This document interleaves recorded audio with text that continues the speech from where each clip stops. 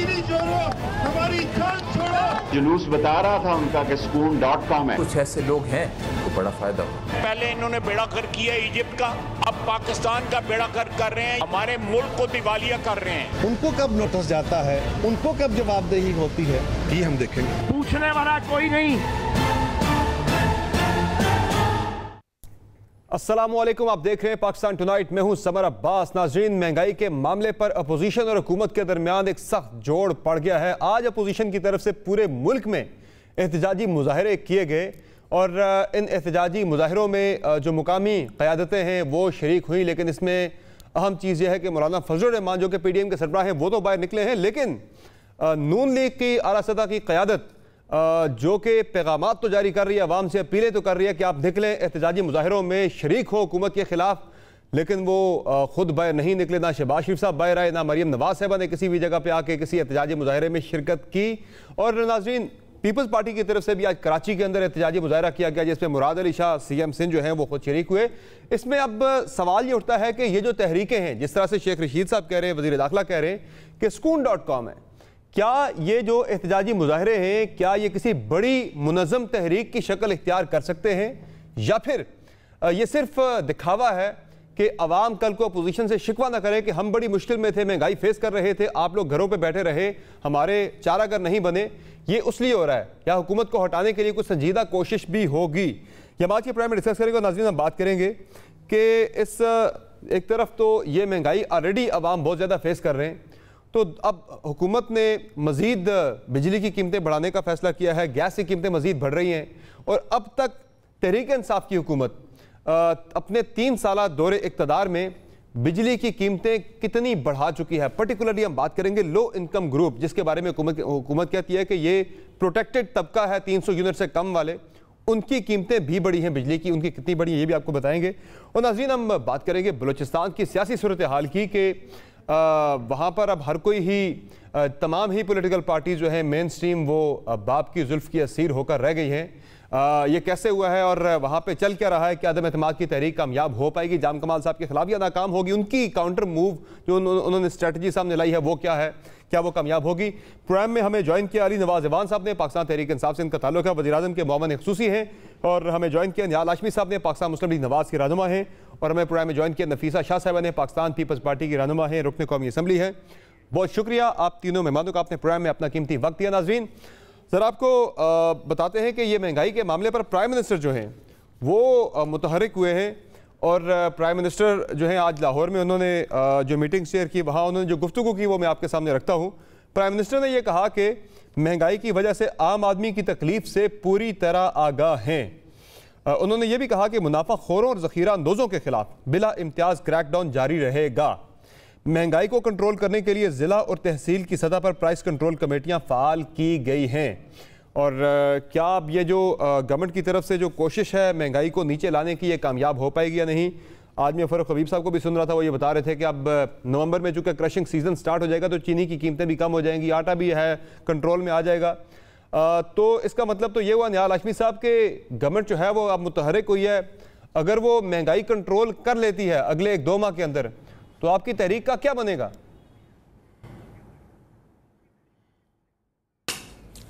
बिस्मिल्लाहिर्रहमानिर्रहीम।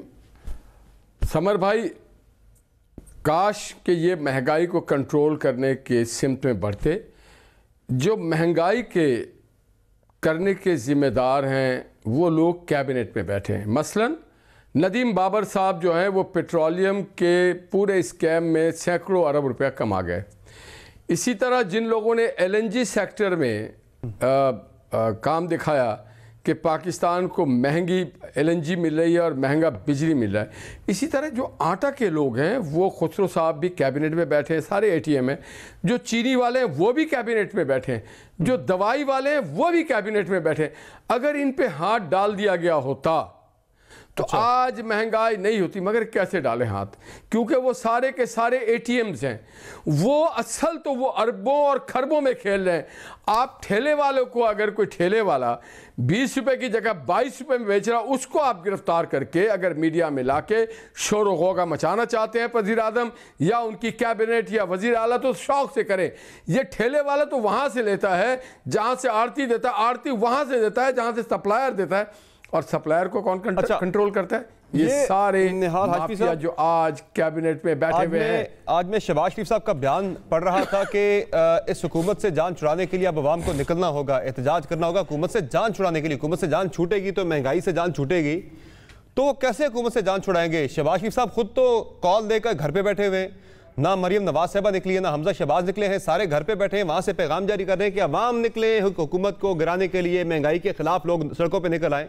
खुद भी तो निकले बाहर ना, सिर्फ अवाम को कह दिया कि आप लोग निकले बाहर, उनको आगे लगा दिया। इब्तदा इश्क है रोता है क्या, आगे आगे देखिए होता है कि आज भी इम्प्रेस मार्केट में हम थे, वहाँ पे गफूर हैदरी साहब जो JUI के बड़े लीडर है वो थे, वहाँ के अचकज़ई साहब के लोग थे, हमारी पार्टी के लोग थे, मिफ्ता इस्माइल जो हमारा मरकज़ी रहे हैं वज़ीर ख़जाना वो थे। तो इसी तरह लाहौर में भी हमारे तमाम मुंतखब पार्लियामेंटेरियन थे, इस्लामाबाद में हमारे मुंतखब आप देखते तो रहिए हम इसको तरतीब कैसे देते हैं। सर ये इस हुकूमत को परेशानी क्या, मैंने ऐसी परेशानी लाख हो गई कि शेख रशीद आके कह रहे हैं कि हमने, अगर आपने ये .com है, बिल्कुल ये .com मैं आपको सुनाता हूँ वो क्यों कह रहे हैं। वो कह रहे हैं कि कोई इतना इंप्रेसिव शो नहीं था, वो कह रहे हैं कोई इतना इंप्रेसिव शो नहीं कर सके कहीं भी। वो कह रहे हैं इस तरह के अगर एहतजाज करने तो लगे रहे, जरा सुन ले वज़ीर दाखिला आपको ताना क्यों दे रहे हैं। जुमा खेल रहे हैं। कल इन्होंने पहला जो एहतजाजी मुजाहरा किया, जुलूस बता रहा था उनका कि सुकून.com है, कह रहे हैं इनके जुलूस बता रहे हैं कि सुकून.com में कुछ भी नहीं होने वाला। इस तरह के अगर अनइम्प्रेसिव शो होंगे, मरकजी लीडरशिप बाहर नहीं आएगी, मरियम नवाज निकले उनके पीछे लोग निकलेंगे, शहबाज शरीफ साहब आए लोग निकलेंगे। इसमें दो चीज़ है समर, दो चीज़ इसमें बड़ी बुनियादी है। हम वो वाला जुमा नहीं करते, हम जुमे के दिन इबादत करते हैं जो 5 मिनट के लिए इमरान खान साहब खड़े होते थे और कैबिनेट खड़ी होती थी कश्मीरियों के साथ, और आज कश्मीरियों को ये भूल चुके हैं। हम जुमा को हकीकी माने में, और फिर हम वो वाला मुदारा भी नहीं करना चाहते हैं कि डी चौक में आके चाइनीज़ प्राइम मिनिस्टर को हम कह रहे हो कि पाकिस्तान ना आना, पाकिस्तान में इन्वेस्टमेंट ना करना, CPEC ना लेके आना।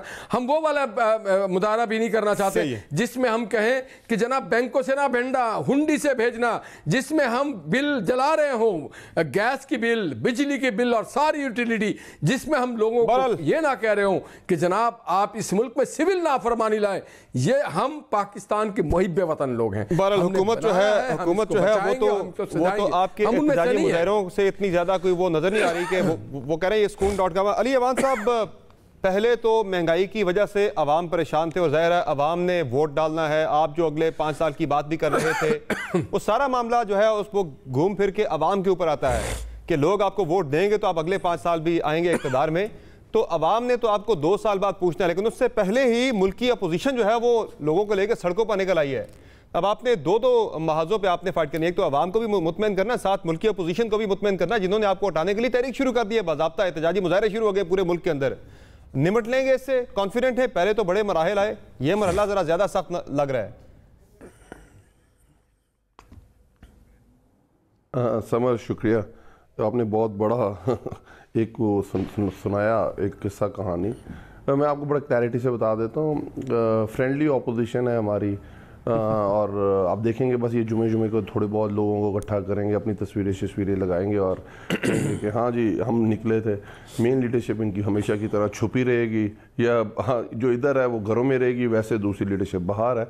आप देखें हुआ क्या, आप इसकी ऑपोजिशन का हालात इस तरह के हैं कि मौलाना फजल रहमान पहले खुद आए, दूसरी दफ़ा PDM बना के आए, अब अल्हम्दुलिल्लाह PDM तोड़ के आ रहे हैं। तो ये फ्रेंडली ऑपोजिशन है, छोटा मोटा कार्रवाई करती रहेगी, पर असल मसाइल अवाम के हैं। वो बिल्कुल ठीक है समर के, महंगाई हुई है, और देखें डायरेक्टली इम्पैक्ट किचन के ऊपर जब एक लगी बंदी जिस इंसान की तनख्वाह है, जो मिडिल क्लास है, वो इससे बड़ी परेशान है और जेन्युइन बात है। बट आपको एक साथ ये समझना पड़ेगा कि कोई चीज़ एक इम्पोर्टेड इन्फ्लेशन है और एक इंटरनल इन्फ्लेशन। जो इम्पोर्टेड इन्फ्लेशन है उसका गवर्नमेंट का उसके ऊपर कोई कंट्रोल नहीं है। मैं आपको इसकी मिसाल इस तरह दे देता हूँ कि जब हमारी गवर्नमेंट आई थी तो उस वक्त जो पाम ऑयल था जो रोज़ हर घर में इस्तेमाल होता है वो $500 पर मैट्रिक टन था। आज इंटरनेशनली $1400 पर मैट्रिक टन उसका रेट पहुंच चुका हुआ है। जब हमारी गवर्नमेंट आई थी जो पेट्रोल है वो $35 से $40 के दरमियान आगे पीछे फ्लक्चुएट होता था, अब 85 और 90 के दरमियान फ्लक्चुएट हो रहा है। आज इंटरनेशनली अगर आप देखें चीनी की प्राइसेस, आज इंटरनेशनली देखें वीट की प्राइसेस, पहले पाकिस्तान से जो चीनी एक्सपोर्ट होती थी उसमें गवर्नमेंट सब्सिडी देती थी क्योंकि दुनिया में चीनी सस्ती होती थी और पाकिस्तान में महंगी होती थी, उसका जो गैप था वो गवर्नमेंट फिल किया करती थी। आज दुनिया में जो चीनी है वो पाकिस्तान की चीनी से महंगी। रीजनल लेवल पे आ जाए, इसके इम्पैक्ट्स देखें, हमारे रीजन में चाइना है, इंडिया है, बांग्लादेश है। पोस्ट कोविड इंडिया के अंदर 23 करोड़ लोग खतरे गुर्बत से नीचे चले गए, जिसको हम 6th लार्जेस्ट इकोनॉमी कहते हैं। लेकिन अलीवाल साहब ये तो चले इंपोर्टेड वाली आप बात कर रहे हैं और उसकी वजह ये है, आप जो इंपोर्टेड वाली बात कर रहे चले वो तो चले आप मेरी बात जस्टिफाइड हो जाएगी जी। मैं बात अगर कर लूंगा कंप्लीट तो आपको समझ आ जाएगी। पावर कट्स हो रहे हैं चाइना के अंदर, leading economy of the world. क्यों कि $50 से कोल सर्ज होके $250 के ऊपर चला गया हुआ है, तो वहाँ पावर कट्स हो रही हैं चाइना के अंदर। अमेरिका के अंदर ब्लूमबर्ग लिख रहा है कि 2008 के बाद दुनिया की सबसे ज़्यादा महंगाई है। यूरोप के अंदर जो एनर्जी क्राइसिस आया हुआ है, जो इनकी एनर्जी प्राइसेस है वो 400 गुना बढ़ गई हुई हैं। मैं आपको हर तरफ की आपको बता रहा हूं ताकि आपको सिनेरियो समझ आ सके। अब हम कर क्या सकते हैं, देखें इन्होंने 35 साल हुकूमत की है, आज भी हम पे तनकीद कर रहे हैं, आज मुजाहरे करें, इनका हक है तनकीद करना। 3 साल से तो आप इक़्तिदार में, उनके 35 साल को चले, वो जो हुआ सो हुआ। 3 साल में आप बेहतरी ला सकते थे बहुत सारी चीज़ों में। आप जो इम्पोर्टेड चीज़ों को तो छोड़ देते हैं, तो लोकली यहाँ पे डोमेस्टिकली जो चीज़ें यहाँ पे प्रोड्यूस हो रही हैं, चीनी यहाँ पे लोकल हमारी यहाँ पे ग्रोथ होती है, गन्ने की लोकल पैदावार है, लेकिन वो 53 रुपये से 110-20 पे चली गई। वो उसका तो इंपोर्ट के साथ कोई ताल्लुक नहीं है।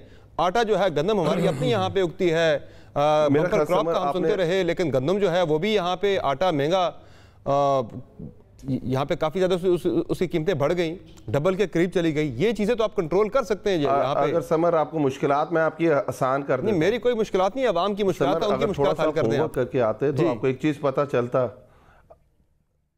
मैं कह रहा अगर आप थोड़ा सा होमवर्क करके आते तो मैं आपकी ज़िंदगी ज़्यादा आसान हो जाती। मैं इस तरह बात कर रहा हूँ। जब हमारी गवर्नमेंट आई थी तो वीट की जो सपोर्ट प्राइस थी वो 1250 थी। आज जो वीट की सपोर्ट प्राइस है वो 1800 रुपये, 650 हमने काश्तकार के लिए सपोर्ट प्राइस बढ़ाई है।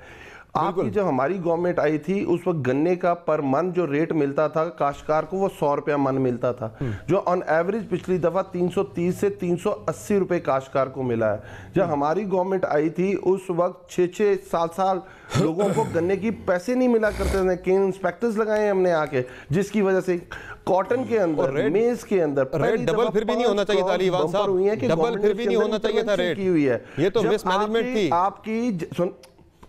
डबल नहीं हो, फिर आप बिल्कुल आपकी बात नहीं, आपकी बात बिल्कुल आसानी हो जाएगी। आप मेरी आसानी, आप आवाम के लिए आसानी करें। हाँ, और जो दूसरी बात आप कर रहे हैं इंपोर्टेड वाली, उसमें ज्यादा चले, जो इंटरनेशनल कीमतें बढ़ी है, डॉलर जो है आपने इतना डिवैल्यू रुपया उसके मुकाबले में कर दिया। यहाँ पे जो जितनी डिवैल्यूएशन हमारे मुल्क के अंदर करेंसी की हुई है उसका इम्पैक्ट भी तो काफी ज्यादा साथ मिल के आया ना, इंटरनेशनल जो इन्फ्लेशन थी उसके साथ साथ। और आपके जो गवर्नर स्टेट बैंक है, आपके गवर्नर स्टेट बैंक है, वो ये कह रहे हैं जी कि जो हमारे ओवरसीज, हमारे जो पाकिस्तानी, उनको बड़ा फायदा हो रहा है जी, उन्हें बड़ा अच्छा रेट मिल रहा है। 1 करोड़ लोगों के लिए 22 करोड़ लोगों को ख्वार तो ना करे ना जी। आपकी बात खत्म हो गई समर? अच्छा जी, मैं आपको बता देता, आप थोड़ा सा होमवर्क करके आते बिल्कुल तो आप पता चलता आपको कि दुनिया की जो करेंसीज हैं वो किस तरह डॉलर के अगेंस्ट फ्लक्चुएट हुई हैं। अगर आपने किया हुआ है और आप नहीं बता रहे तो ये आपकी सहाफती जिम्मेदारी थी कि आप वो सारे पिक्चर भी देते, पर खैर आपने जो आपको सही लगा आपने किया। हमारे साथ जो बॉर्डरिंग कंट्री है इंडिया, 5.5% डॉलर के अगेंस्ट उसने फ्लक्चुएट किया। पाउंड स्टर्लिंग 7.5% फ्लक्चुएट किया। जैपनीज येन 10.5% फ्लक्चुएट किया। जो टर्किश लीरा है वो मोर देन 15% फ्लक्चुएट कर चुका हुआ है। तो मेरा ख्याल है ये भी साथ बता दिया बिल्कुल इंटरनेशनली हुए, लेकिन आपने वैल्यूएशन का शायद ज्यादा एहसास है। नेबरहुड में देखें, नेबरहुड में इतना हमारे इंपैक्ट नहीं आया, बांग्लादेश के अंदर देखें, इंडिया के अंदर देखें, इतना इंपैक्ट नहीं जितना पाकिस्तान के अंदर आया। दिल पे मत लेना समर, दिल पे नहीं ले रहा मैं कोई भी, बिल्कुल आवाम का मामला दिल पे लेंगे। करंट अकाउंट डेफिसिट था वो 20 अरब डॉलर नहीं था। नहीं फिर आपको समझ नहीं आ रही समर, आपको मुझे आ रही है समझ, बिल्कुल ठीक ठाक समझ आ रही है। और अगर आप अपने आप की क्लैरिटी, आपको क्लैरिटी आप समझना नहीं चाह रहे,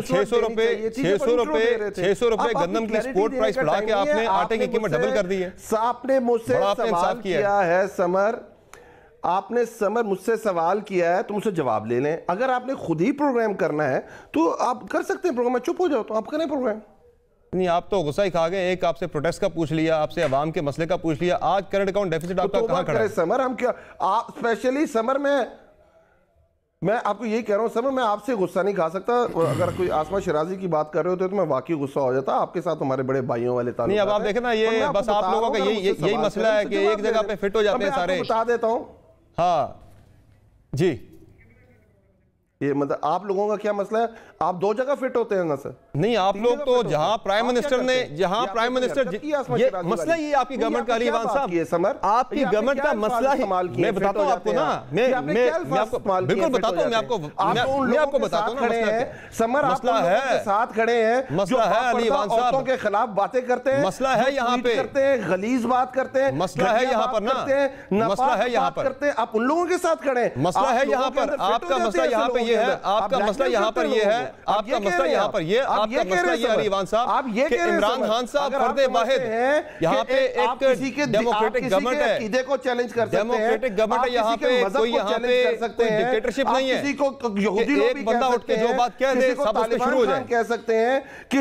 किसी के खानदान के अंदर, हमने ना किसी को तालिबान खान का, ना किसी को यहूदी एजेंट कहा। आप मेरी बात जरा तहम्मुल से सुनिए, जरा तहम्मुल से सुनिए, पर्सनल ना लें सारे मामले को, लेकिन आप मेरी एक बात सुने, तहम्मुल से सुने जरा मेरी बात को।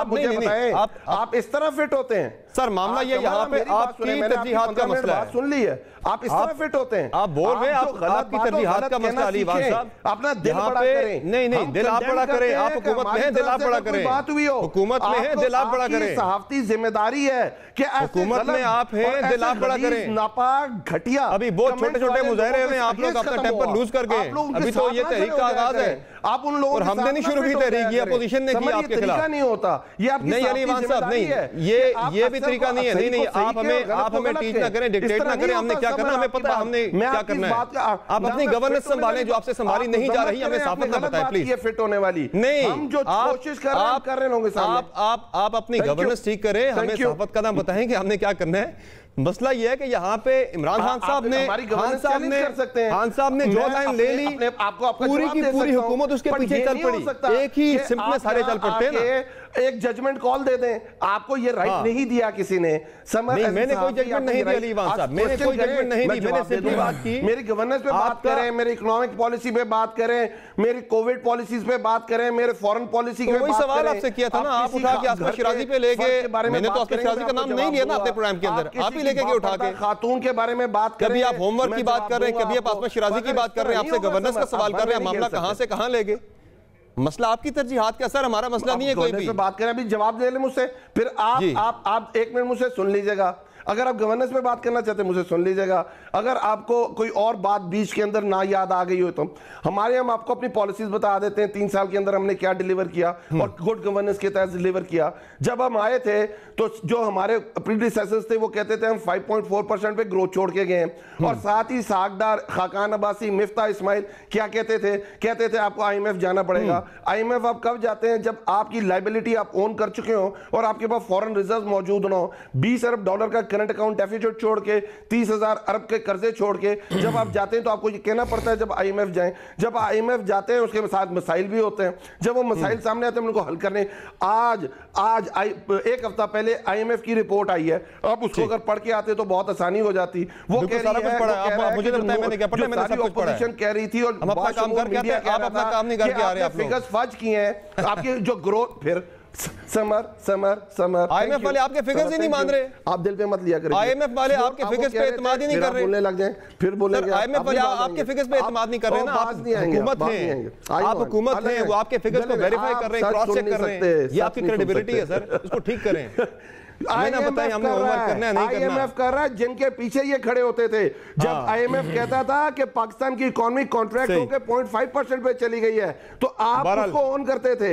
आज वही IMF कह रहा है कि आपके जो फिगर्स आपने 4% ग्रोथ के दिए बिल्कुल ठीक दिए हैं। बहरहाल यह है कि IMF को आपकी जितने इकोनॉमिक इंडिकेटर्स हैं बिल्कुल स्टेबल हैं। IMF को आपकी तरफ से दिए गए आदाद शुमार पे बिलीव करना चाहिए था, वो नहीं मान रहे। आपकी तरफ से बताया गया आदाद शुमार पे बिलीव नहीं कर रहे, वो क्रॉस चेक कर रहे हैं। फिर मैं इसीलिए एग्रीमेंट नहीं हो पा रहा। तो कह रहा हूं आप सुन ही नहीं सकते। जी बोले। आप मैं सुन ही नहीं सकते, आपको चले माता ही नहीं है सुनने का। चले चले चले चले नफीसा शाह साहिबा, अली इवान साहब ने जो एक थीसिस बिल्ड किया पूरी अपनी गुफ्तगू के अंदर, वो कह रहे हैं मीडिया भी अपना काम नहीं कर रहा, सारे मुल्क के अंदर जो खराबी है वो सारी अपोजिशन की वजह से, हमारा तो कसूर ही कोई नहीं है। वो कह रहे हैं जो भी यहाँ पे इम्पैक्ट है वो इंटरनेशनली आया इम्पैक्ट, यहाँ पे हमारा तो कोई मसला नहीं है महंगाई में, तो फिर आप एहतजाज किसके खिलाफ कर रहे हैं?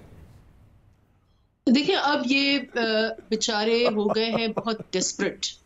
अब इन्होंने जो पहले तो अपोजिशन से पंगे लिए, केसेस किए, नैब का इस्तेमाल किया, वो चले, वो हम सियासी लोग हैं, हमने बर्दाश्त किया। फिर इन्होंने मीडिया गर्दी शुरू कर दी, सहाफियों को इंटिमिडेट करना, सहाफियों को अटैक करना। फिर जुडिशरी में इन्होंने तनाज़े शुरू कर दिए। फिर पार्लियामान को उन्होंने उसकी बेतौकीरी की, और अब तो ये डायरेक्ट अवाम से लड़ रहे हैं। और मुझे हैरत है, बहुत हैरत है कि ये जो महंगाई है ये कोई नेचुरल चीज नहीं है। ये कोरोना पर कभी डाल देते हैं, कभी पिछली हुकूमतों पर डाल देते हैं। इशू ये है कि इन्होंने करेंसी डीवैल्यू की है, और इस डीवैल्यूएशन पर स्टेट बैंक के गवर्नर ने क्या कलमात फरमाए वो सब आपके आगे है। वो ये कह रहे हैं कि जब ऐसे इकदाम होते हैं तो इनके आप में हरफन उनकी कहते हैं, कुछ लोगों को फायदा होता है, कुछ लोगों को नुकसान होता है। अब उन्होंने 22 करोड़ अवाम पर महंगाई के बम फेंके हैं, बमबारी की है, स्टिंगर मिसाइल फेंके हैं, जदीद जो है उनके ऊपर हमले किए हैं, और फिर ये कहते हैं कि ओवरसीज पाकिस्तानियों को $3 अरब जो है वो समेटेंगे। इसलिए कुछ लोगों को फायदा है, कुछ लोगों को नुकसान है। ना आप ये बताएं कि ये शख्स जो है ये हवाला हुंडी का दुकान चला रहा है या ये स्टेट बैंक का गवर्नर है?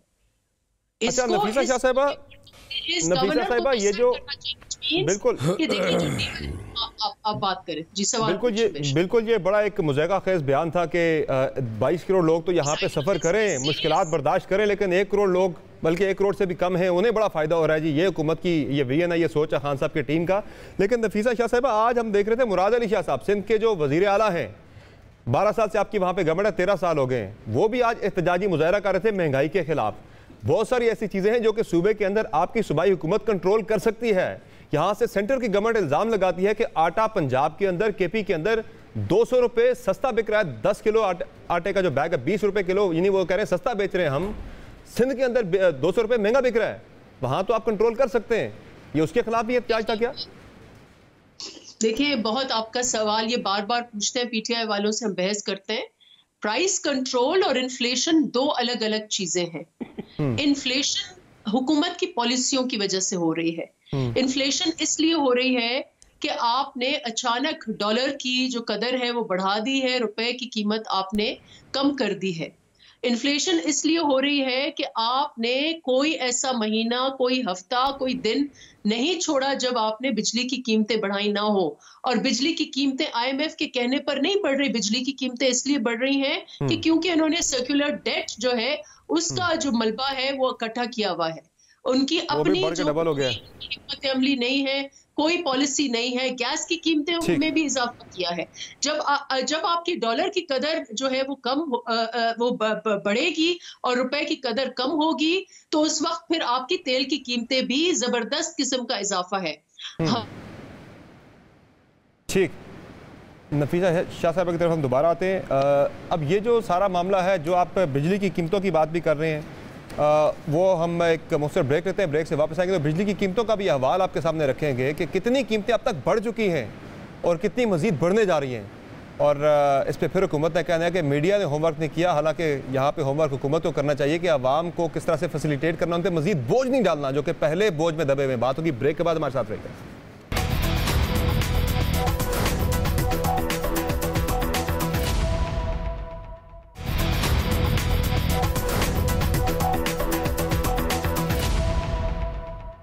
वेलकम बैक टू शो नाज़रीन। ब्रेक से पहले बात हो रही थी मुल्क में बढ़ती महंगाई और इस पर अपोजिशन की जानिब से चलाई गई एहतजाजी तहरीक से मुतल्लिक नफीसा शाह साहिबा ब्रेक से पहले बात कर रही थी। जो अपोजिशन की तहरीक है कि ये किस नतीजे पे जाएगी, क्या ये गवर्नमेंट को डिसलॉज कर सकेगी या नहीं? ये नफीसा बीबी मुकम्मल कीजिएगा अपनी बात। देखिए, वो तो डिसलॉज तो ये खुद कर रहे हैं अपने आप को अपनी पॉलिसीज के तहत। मैं सिर्फ एक फिगर देने वाली थी आपको कंपैरिजन के लिए। जब भी आप इनको पूछेंगे कि तेल की कीमतें क्यों बढ़ा दी हैं, तो वो ये कहेंगे कि बैनुल अक़वामी कीमतें बढ़ी हैं। हमारे ज़माने में बैनुल अक़वामी कीमतें तेल की $140 फी बैरल तक आ गई थी, लेकिन हमने 100 रुपए फी लीटर से ज्यादा तेल नहीं बढ़ाया। 103 रुपए था बिल्कुल। $84 पर बैरल है, $84 पर बैरल है। और इन्होंने आके 140 तक आपने लीटर 138 रुपीस लीटर आपने कर दिया है। मतलब ये तो हद हो गई। और फिर आप ये इससे फिर जो महंगाई की एक जो लहर आई है, इससे तो आपने IMF के ऊपर डाला है, कोरोना के ऊपर डाला है, अपनी इनएफिशिएंसीज का बोझ जो है इन्होंने अवाम के कंधों पर डाल दिया है। और अवाम हर कोने से निकल रहे हैं, हम उनके साथ हैं, हम उनके साथ निकल रहे हैं। हम जमहूरियत को डिरेल हरगिज नहीं करना चाहते, लेकिन ऐसी हुकूमत जो एक हाइब्रिड रिजीम है, जिसका सारा धंधा धमकियों पर नहीं, ये गवर्नमेंट को फिर कैसे घर भेजेंगे? गवर्नमेंट को कैसे घर भेजेंगे? क्योंकि मैं आज शहबाज शरीफ साहब को सुन रहा था, वो तो कह रहे थे कि जब तक ये हुकूमत रहेगी अवाम को महंगाई का सामना करना पड़ेगा। फिर ये कैसे जान छुड़ाएंगे? लिया है बार बार उसके ऊपर ये हमला कर रहे हैं। आपको अगर कोई इख्तलाफात है, उसने एक ऐसी चीज लिखी है जो आपको इख्तलाफात है, आप कोर्ट में जाएं, आप डेफेमेशन में जाएं। ये क्या कि आप उसकी कैरेक्टर असैसिनेशन कर रहे हैं। और ये एक इनका एक तरीका है। ये अब पूरे सहाफी सरापा एहतजाज है, वकील एहतजाज कर रहे हैं। अब ये तो इदारों में आके इन्होंने फसाद शुरू कर दिया, हर इदारे में आके इन्होंने फसाद शुरू कर दिया है। ये हुक्मरानी कर रहे हैं, ये इनकी तब्दीली है। ठीक है, ये इनकी तब्दीली है। ठीक है। अच्छा निहाल हाशमी साहब, जो ब्रेक से पहले बात हो रही थी, मैं दोबारा जरा चाहूंगा आपसे क्लैरिटी इस पे जरा आ जाए कि क्या हुकूमत को घर भेजना आपका टारगेट है, या सिर्फ अवाम के सामने ये बताना कि हम एहतजाजी मुजाहरे कर रहे हैं, मुश्किल की इस घड़ी में हम आपके साथ खड़े हैं, कोई और हो या ना हो, या हुकूमत को घर भेजना आपका मकसद असल? करेंगे क्या? देखिए, सबसे पहले तो आपको जो अली नवाज अवान साहब कह रहे थे कि आप होमवर्क करके नहीं आए हैं और आपको समझ नहीं है, तो मैं उनको जवाब दे दूं। इन्होंने बड़ा कहा था कि हम होमवर्क करके आए। ये है इनका होमवर्क, ये 3.5 साल का होमवर्क है, ये इनकी समझ है, ये इनका अरस्तू है। कहाँ है 4 वजीर खजाना, कहाँ है वो बताएं ना। और ये आलमी मंडी, भाई आप आलमी मंडी के वजीर नहीं हैं, उनके मुशीर नहीं है, उसके स्पेशल असिस्टेंट नहीं है। आप पाकिस्तान के वजीर हैं, मुशीर हैं, वजीर आजम है, स्पेशल असिस्टेंट है, तो आप पाकिस्तान के हवाले से बात करें। IMF की आप बात कर रहे हैं, तो जनाब IMF का अगर आपको याद हो और नहीं हो तो मैं बता दूं, रिकॉर्ड देख लें। 1998 में इसाक डार साहब जब वजीर खजाना थे, वो गए थे IMF के पास। IMF ने ऐसी कंडीशन रखी थी कि बिजली, गैस, पेट्रोल की कीमतें बढ़ाएं। उन्होंने खुदा हाफिज का अलविदा, उन्हें बाइकआउट किया और वापस आ गए अपने होटल। उन्होंने कहा हम आपसे मुआहदा नहीं करते, हमें ये मैंडेट नहीं है कि हम अपने कौम की जो है ना वो पेट पे लात मारे, हम अफलास लाएं, हम भूख बढ़ाएं, और ये कह रहे हैं GDP ले जाएंगे। हमने क्या किया? मायदा अधूरा छोड़ते IMF के साथ वो जरा नेगोशिएट गवर्नमेंट को करना चाहिए, लेकिन मायदे को अधूरा भी तो नहीं छोड़ सकते ना। उसमें अगर हम छोड़ देते हैं अधूरा, हमारे पहले रिजर्व जो है वो नीचे जा रहे हैं, डिप्लीट हो रहे हैं, फिर दोबारा जो है वो डॉलर मजीद के मुकाबले में स्ट्रांग होगा। जी अली नवाज समर सुन ले, आप अगर चले कुछ नहीं आता था तो उसको लेके आ गए स्टेट बैंक का गवर्नर, जो सियासी बातें कर रहा है, जिसने मिस्र की इकोनॉमी का काम उतार दिया। इनके पास ना कोई तैयारी है, ना कोई गवर्नेंस है, ना इनको समझ है कोई चीज़ की। एक ही बात इनको मालूम है कि घबराना नहीं है, ना इनका खारजा है, ना इनका दाखिला है। और आप कह रहे हैं तहरीक कैसे चलेगी? आज मैं अली नवाज से आपसे गुजारिश करूंगा कि वो आपको लें और जाके पिंडी के बाजारों में, गलियों में, चौराहों पे खड़े हो जाएं। शायद इनके खानदान और इनकी जाती पस मंजर के वैसे लोग कुछ ना कहें, मगर जो मोटी मोटी गालियां बक रहे होंगे इस हुकूमत को और इस हुकूमत के जितने भी अहलकारों को, वो मैं टेलीविजन पे बयान नहीं कर सकता। आप जरा सोशल मीडिया पे देख लें। अब इनको गुस्सा आ गया, ये गुस्सा निकालते हैं मीडिया वालों पे। अस्मा शरादी का नाम आया, वो मीडिया से लड़ पड़े। भाई अस्मा शरादी जीती जागती एक पाकिस्तान की मारूफ सहाफ़ी है, वो जो बात देखती है, जो सुनती है, वही लिखती है, वही बताती है। आप अपनी गवर्नेंस को ठीक कर लें, अपने अमाल को ठीक कर लें, तो अस्मा शरादी भी ठीक बात करेगी, समर अब्बास भी ठीक बात करेगा। लोग रोडों पे आकर के आपको दुहाई ना दे रहे होंगे। आप अपने जो कारकर्दगी है उसमें करप्शन और करप्शन है, ये मैं नहीं कह रहा हूं। आज वर्ल्ड इंडिकेटर कह रहा है कि पाकिस्तान में करप्शन बढ़ चुका है। आज वर्ल्ड इंडिकेटर कह रहा है पाकिस्तान में गवर्नेंस नहीं है। आज गरीब जो है वो तसलसल है, ये तसलसल है, ये लाजमी साहब ये 3 साल में नहीं बढ़ी, मुसलसल बढ़ती चली जा रही है। ठीक है, वो मुसलसल बढ़ती चली जा रही है, पिछले कई सालों से तसलसल है, कभी नहीं बढ़ी है। इनका तो कोई हाल ही नहीं है। ये तो कह रहे थे कि हम 8,000 अरब लेके टैक्स 8,000 अरब टैक्स वसूलेंगे। आप अपना बताएं सर, क्या करेंगे हुकूमत के साथ? आप कह रहे हैं इतनी बुरी हुकूमत है, आवाम का बेड़ा गर्क कर दिया, करेंगे क्या इसके साथ? करना चाहते हैं ये, करेंगे क्या इसके साथ? आप क्या करेंगे हुकूमत के साथ? चलें, ये जो करना चाह रहे हैं उसे छोड़ दें। आप कह रहे हैं इन्होंने बेड़ा गर्क कर दिया आवाम का, मुल्क का। आप क्या करेंगे? भेजेंगे इन्हें घर, कैसे भेजेंगे? जरा वो तरीका तो बताएं, हम क्या करेंगे इस मुल्क की? देखिए मैं आपको बता रहा हूं ना कैसे भेजेंगे। हम बता रहे हैं आपको कैसे भेजेंगे। हम इनके तरह ये नहीं कहेंगे कि सिविल नाफरमानी करो, हम इनके तरह ये नहीं करेंगे कि पाकिस्तानी को जला दो, आग लगा दो, उड़ा दो, बिल्कुल न जलाएं। फेंक दो। हम इनको आईना दिखा रहे हैं। हम कह रहे हैं पाकिस्तान गवर्नेंस, और हम उनको भी कह रहे हैं जो इनको लेके आते रहे हैं, जो सपोर्ट कर रहे हैं, जो मीडिया हाउस में बैठे हुए थे 126 दिन, इनको 24-24 घंटे सपोर्ट कर रहे थे कि आईना दिखा रहे हैं हम कि ये पाकिस्तान के लोगों के साथ खड़े हैं। वो किसी के कहने पे कवर नहीं हो रहे, की आवाज है। चले, आपके एहतजाजी मुजाहरे भी आजकल भरपूर उनको मीडिया पे कवरेज मिल रही है, किसी के कहने पे नहीं मिल रही है, ऑन मेरिट मिल रही है। चले अली इवान साहब, ये जो महंगाई की हम बात करें, अब आप फिर कहेंगे होमवर्क करके आएगा। मैं जरा आपको बता दूं, आप भी मजबूर है ना, आप भी मजबूर हैं। हमारी कोई मजबूरी नहीं है, मीडिया पे भी हमला है। आप बिल्कुल हम इस हमले का जो है ना वो भरपूर मुंह तोड़ जवाब देंगे। बिल्कुल, लाहौर में एक मजहबी जमात ने धरना दिया, आप नहीं दिखा सकते। वो धरना जो है वो उस पे भी बात हो सकती है, बड़ी डिटेल्ड, उस पर बड़ी डिटेल्ड बात हो सकती है। मैं उस पर बाद में आऊंगा। जरा अली इवान साहब, ये जो महंगाई की हम बात कर रहे हैं, अभी तक तो जो हुआ आवाम के साथ, आप खुद कह रहे हैं कि जो ठीक नहीं हो रहा, आवाम जो है वो महंगाई को फेस कर रहे हैं। मैं जरा बिजली की अगर बात कर लूं, बिजनेस रिकॉर्डर ने आज ये डिटेल सारी जो है वो पब्लिश की है अपने अखबार में। वो ये बता रहे हैं, आप गवर्नमेंट तो बड़ा दावा करती है कि जो लो इनकम ग्रुप है, 300 यूनिट से जो कम वाला जो प्रोटेक्टेड जो तबका है, उससे हमने बिल्कुल छेड़ा ही नहीं है। तो यहाँ पे एक तो आपने स्लैब भी बढ़ा दिया, उनके 1 से 100 तक का स्लैब था, आपने 1 से 50 वाला स्लैब भी कर दिया। अब इसमें यह हुआ है कि 1 से 50 यूनिट वाले जो सार्फिन, उनके लिए बिजली अब तक ₹1.95 फी यूनिट महंगी हो चुकी है। 51 से 100 यूनिट वाले सार्फिन के लिए भी ₹1.95 फी यूनिट बिजली महंगी हो चुकी है। 101 से 200 यूनिट वाले सार्फिन के लिए भी ₹1.95 और 200 से 300 यूनिट इस्तेमाल करने वाले सार्फिन के लिए अब तक बिजली ₹3.34 फी यूनिट बढ़ चुकी है। फिर 300 से 700 यूनिट वाला जो तबका है उनके लिए ₹4.94 फी यूनिट बिजली की कीमतों में इजाफा हो चुका है। फिर 700 से ऊपर वाले जो हैं उनके लिए ₹6.04 फी यूनिट इजाफा हुआ है। और अभी IMF के साथ जो हमारे मुज़ाकरात चल रहे हैं, इनकंक्लूसिव हैं, उसमें भी IMF ये कह रहा है पाकिस्तानी गवर्नमेंट से कि आप ₹1.5 से ₹2.5 फी यूनिट बिजली महंगी करें। अब इसके अलावा जो फ्यूल प्राइस एडजस्टमेंट की मद में हर महीने कोई ना कोई टीका लग ही रहा है, चूँकि कीमतें बढ़ रही हैं इंटरनेशनल मार्केट में। फिर FC सरचार्ज लग के आता है, और सेमाई टैरिफ एडजस्टमेंट जो है, क्वार्टरली टैरिफ एडजस्टमेंट जिसे कहते हैं, उसमें भी 8 पैसे का इजाफा हुआ है, और वो भी हम दे ही रहे हैं। अली इवान साहब, अब ये मजीद लगता है महंगाई आने वाले दिनों में मजीद बढ़ेगी। आपके वज़रा तो ये बता रहे थे कि मजीद महंगाई कम करेंगे, हम गिराएंगे, लेकिन ये तो ऊपर जाती नजर आ रही है मजीद। ज़ाहिर है बिजली बढ़ेगी तो बाकी चीज़ों पे भी उसका फॉल आउट आएगा।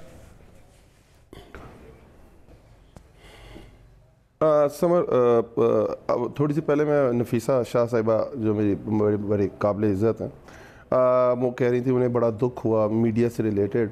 बिलावल भुट्टो साहब ने मीडिया के बारे में लास्ट जलसे में क्या है, जरा वो खुद ही बता दीजिएगा समर, मैं तो वो अल्फाज इस्तेमाल नहीं। वो भी काबिल मुज़म्मत है, और बहुत ही गलत, उन्होंने बहुत गलत बात की। बिलावल भुट्टो जरदारी ने बहुत गलत बात की, बिल्कुल नहीं करनी चाहिए थी इस तरह की बात। उन्हें पाकिस्तान के अंदर एक समर रिकॉर्डिंग लेके आ जाए। उन्होंने मीडिया को नहीं कहा जी, अच्छा उन्होंने मीडिया को नहीं कहा,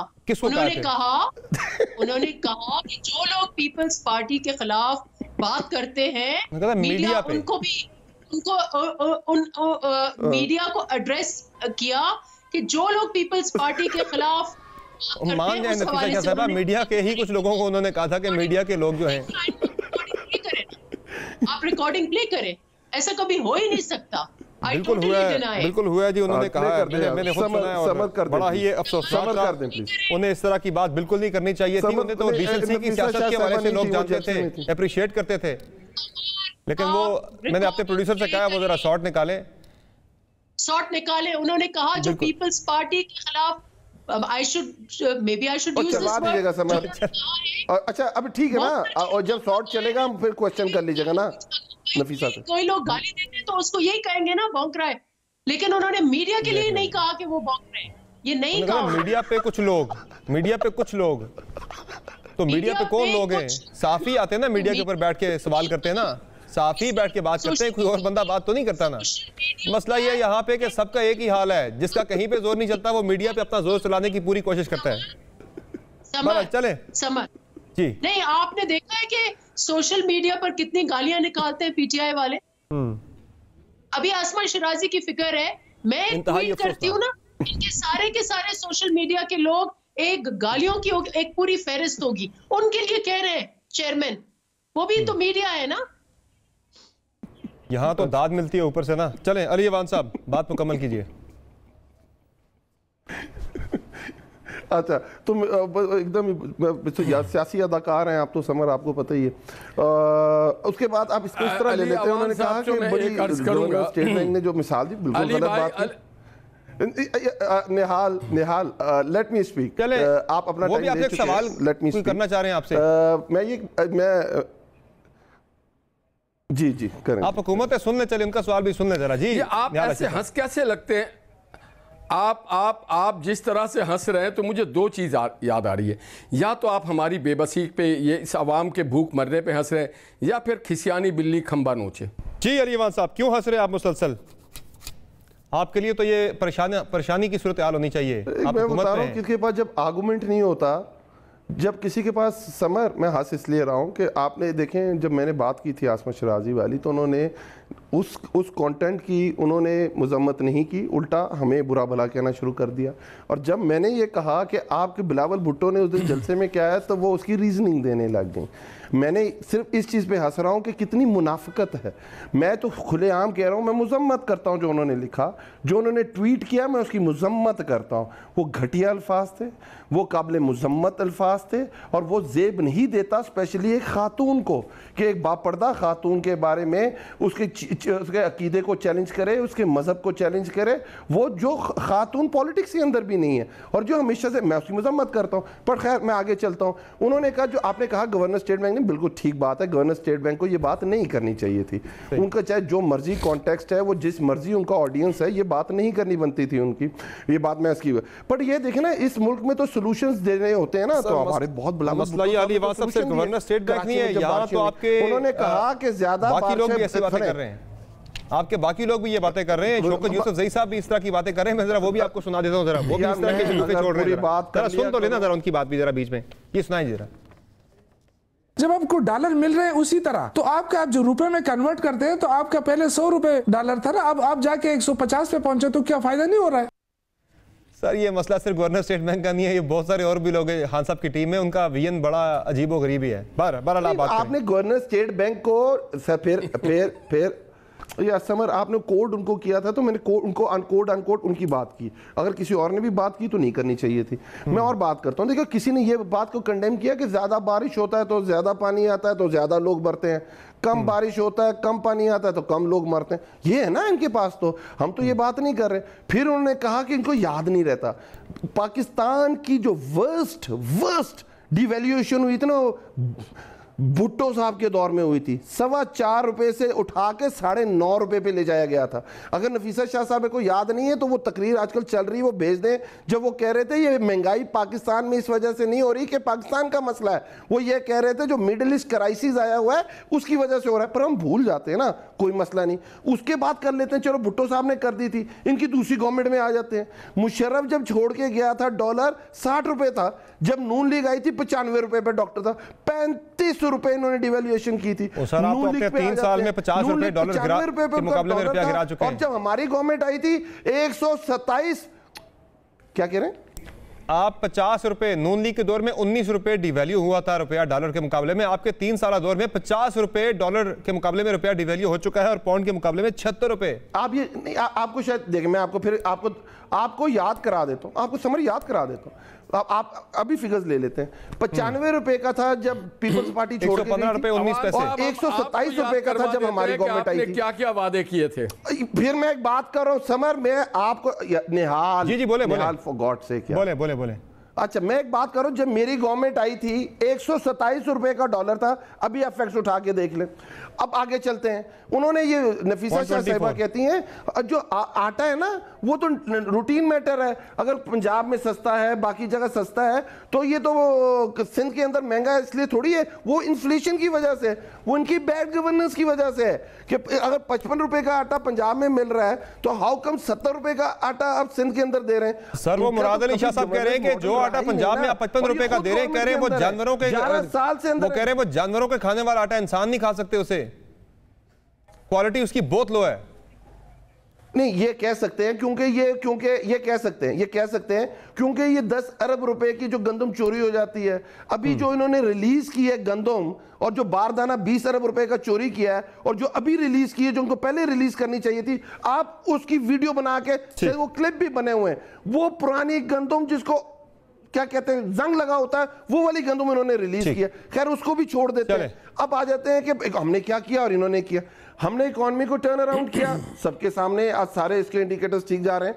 आपने टेक्सटाइल इंडस्ट्री को, एक्सपोर्ट इंडस्ट्री को बेहतर किया। हमने आज इंशाल्लाह ताला अगले साल लगभग 35 से 36 अरब डॉलर पे हमारी एक्सपोर्ट पहुंच जाएगी।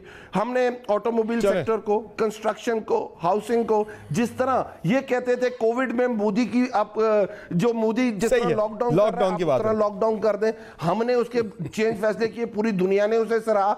मसाइल ये हैं कि हमने मानना नहीं। मैं इस चीज को समर आपकी एग्री करता हूं कि महंगाई है, पर उसका कॉन्टेक्स्ट थोड़ा जरूर आप बताया करें लोगों को। बरल में यहाँ पे सवाल करना जायज है अली इवान साहब के, चीजें हैं अली इवान साहब यहाँ पे ये सवाल उठाना जायज है पेट्रोलियम मसनूआत की। जब आप बात करते हैं कि जी इंटरनेशनली कीमतें बढ़ गई, हमें भी बढ़ानी पड़ी, अभी भी जब आप आवाम को 137 रुपए का पेट्रोल फी लीटर दे रहे हैं, चलिए आप जीएसटी लें, आपका राइट है गवर्नमेंट का, जरूर लें, लेकिन उसमें भी 5 रुपए 62 पैसे अभी भी आप पेट्रोलियम लेवी आवाम से पर लीटर ले रहे हैं। वो उसमें आप कम कर सकते थे, नहीं किया आपने। बहरहाल मुझे एक ब्रेक लेनी है, ब्रेक से वापस आते हैं तो हम बात करेंगे बलूचिस्तान की सूरत हाल की। बलूचिस्तान के अंदर जो बहरान है वो बढ़ता चला जा रहा है और सोमवार वाले दिन क्या जाम कमाल साहब अपनी गवर्नमेंट बचा पाएंगे, चूंकि उन्होंने एक बड़ा मास्टर स्ट्रोक खेला है बतौर सरबराह बलूचिस्तान अवामी पार्टी। बातों की ब्रेक के बाद हमारे साथ रहिएगा।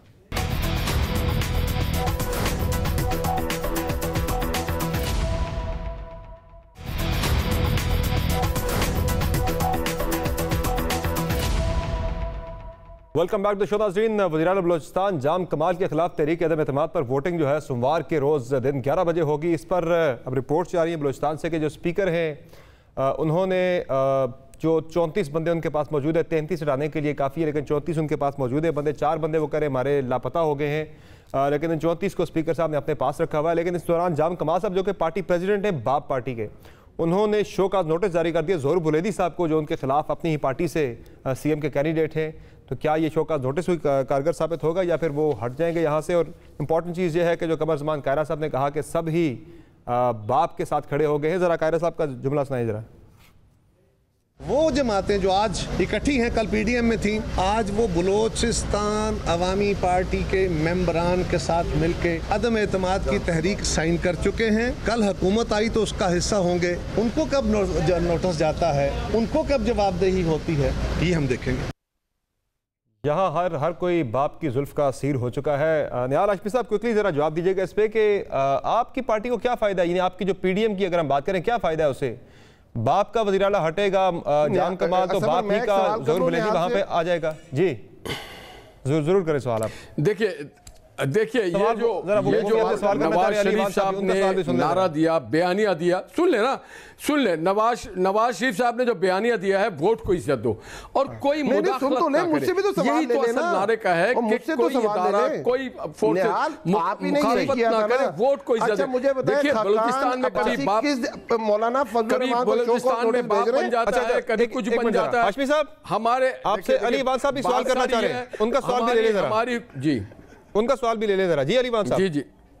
जी मेरा सवाल सादा सा निहाल भाई, आप अब जो Khaqan Abbasi general secretary as show cause notice देंगे मौलाना फजलुर रहमान को, क्योंकि वो बाप के साथ मिल गए बलूचिस्तान? देखिए ये हमारी डोमेन नहीं है। हम एक आपके खिलाफ अपोजिशन तहरीक चलाने के लिए किया। और फिर मैं आपको कहूंगा कि जनाबे वाला जो नवाज शरीफ ने बयान दिया है ना, जो बयानिया है, वोट को इज्जत दो। ये जो आप लोग दूसरों के साथ मिल करके वोट और असेंबली का इस्तेहसाल करते हैं, पार्लियामेंट का इस्तेहसाल करते हैं, और सेनेट के मसला ये है कि आपके लिए क्या इसमें है कि बाप का एक वज़ीर आला हटेगा, बाप का ही दूसरा वज़ीर आला आ जाएगा? आप गेम देखिए, बाप की बात नहीं, बात यह है कि इदारों को आप इदारे चलाने दें। आप बलूचिस्तान के लोगों को, उसके पार्लियामेंट के लोगों को उनके राय हक इज्जत करें, उनके वोट की इज्जत करें। और ये मेरे भाई जो हट रहे, देखिए हमने कभी खातून पे किसी ने हमला नहीं किया, और ना मिले बाप के साथ वोट को इज्जत दे। नफीसा शाह साहब वोट को इज्जत देना, बाप के साथ ना मिले। चले नफीसा शाह साहब कमेंट में रहने दो, चले पता नहीं किसके वोट को इज्जत दे रहे हैं। जिनके बनाए हुए वोट बाप का, उसके बाप अपने इख्तिताम पे इसको पहुंचा रहे हैं, जिन्होंने बनाया है वही इसको बर्बाद कर रहे हैं। चले वही बर्बाद कर रहे हैं। नफीसा शाह साहब साजिश ने बनाया, हमने नहीं बनाया, बाप का बलूचिस्तान के अवाम ने। नफीसा शाह साहब आपकी पार्टी ये समझा कि वोट को सिर्फ आप इज्जत देंगे। आपकी पार्टी पंजाब में तो बात करती है तहरीक अदम एतमाद की, वहां आपके जो मेंबर हैं वो गायब हो गए वहां से वोटिंग के टाइम पे। देखिए जो बलूचिस्तान में होना चाहिए वो आइन और कानून के मुताबिक होना चाहिए। जो लोग गायब हो रहे हैं, ये आज भी रेज हुआ, ये एक तशवीशनाक बात है कि लोग अगर गायब हो रहे हैं तो क्या हुकूमती जमात जो है इसके ऊपर बिल्कुल बहुत शुक्रिया। जो बंदे गायब हैं उनका सामने आना बहुत ज़रूरी है वोटिंग से पहले। बहरहाल जो भी होगा सोमवार के रोज़ दोपहर 11 बजे पता लग जाएगा बलूचिस्तान में जाम कमाल साहब रहते हैं या नहीं। आज के शो में इजाज़त दीजिए, अल्लाह हाफ़िज़।